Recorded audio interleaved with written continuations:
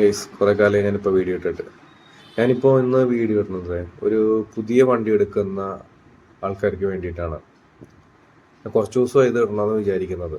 എനിക്ക് ചെറിയൊരു മിസ്റ്റേക്ക് പറ്റി, അത് ആർക്കും വരാണ്ടിരിക്കാനാണ്. അറിയാവുന്നവർ അത് വിട്ട് കളഞ്ഞേക്കുക, അറിയാൻ പാടില്ലാത്തവർ മാത്രം ഒന്ന് ഇത് സ്വീകരിച്ചാൽ മതി, അവർക്ക് നല്ല കാര്യമായിരിക്കും.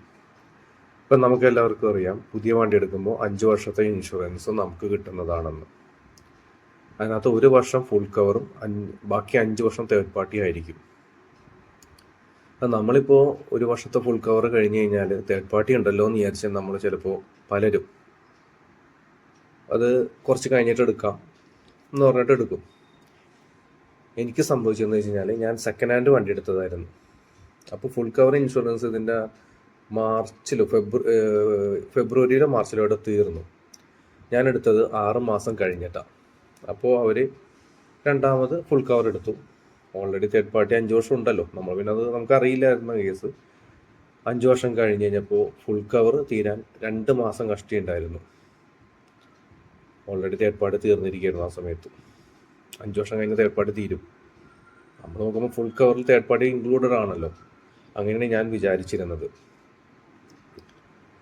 ഫുൾ ഇൻഷുറൻസ് എടുക്കാൻ വേണ്ടിയിട്ട് എൻ്റെ മന്ത് തെറ്റിയതായിരുന്നു, ദൈവം സഹായിച്ചിട്ട്. സെപ്റ്റംബറിലായിരുന്നു ഞാൻ ഓഗസ്റ്റിൽ തീരുമെന്ന് വിചാരിച്ചിട്ട് ഞാൻ കൊണ്ടുപോയി കൊടുത്തു. 1 മാസത്തിൻ്റെ ഇടയിൽ നമുക്ക് ചെയ്യാമല്ലോ. ഞാനെല്ലാം ബിഫോറാണ് ചെയ്യുന്നത്. 1 മാസത്തിന് ഇടയിലിട്ട് ഞാൻ ചെയ്ത് വെക്കുന്ന ഒരാളാണ്. എല്ലാ പേപ്പർ അപ്ഡേറ്റ് ആയിരിക്കും എൻ്റെ. ഇതിപ്പോൾ എനിക്ക് പറ്റിയൊരു ആദ്യത്തെ അടിയാണ്. ഇനി മേലാലെ എനിക്ക് വരരുത്. അതേമാതിരി അറിയാൻ പാടില്ലാത്ത എല്ലാവർക്കും ഇൻഫർമേഷനായിട്ട് ഇത് എടുക്കണം. കാരണം അബദ്ധങ്ങൾ വരാം. നല്ല രീതിയിൽ നമ്മുടെ കയ്യിൽ നിന്ന് പൈസ പോകുന്നൊരു ചാൻസാണത്. തേർഡ് പാർട്ടി തീർന്നിരിക്കുന്നു. അപ്പോൾ എടുത്ത ഇൻഷുറൻസ് കമ്പനിയെ കൊണ്ടേ കൊടുത്തപ്പോൾ അവർ പറഞ്ഞു, ഓൾറെഡി ഇവിടെ എൻട്രി ആയതിൻ്റെ പേരിൽ ഇത് സെപ്റ്റംബർ ആ ഡേറ്റ് കഴിഞ്ഞാലേ പുതുക്കാൻ പറ്റുള്ളൂ.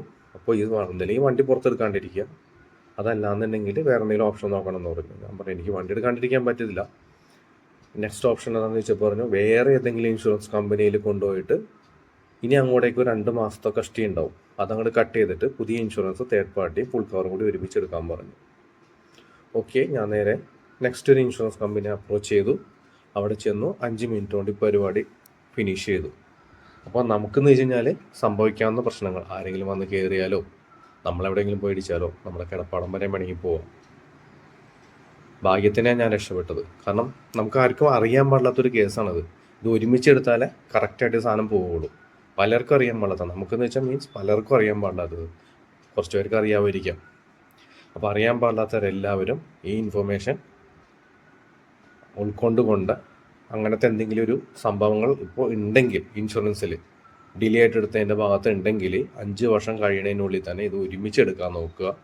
അല്ലാത്ത പക്ഷം നല്ലൊരു പണി കിട്ടാനുള്ള സാധ്യതയുണ്ട്. അത് വരാണ്ടിരിക്കാൻ വേണ്ടിയിട്ടാണ് ഞാൻ ഈ വീഡിയോ ഇടുന്നത്. പരമാവധി എല്ലാവരിലേക്കും ഈ ഒരു ഇൻഫർമേഷൻ എത്തിക്കണം.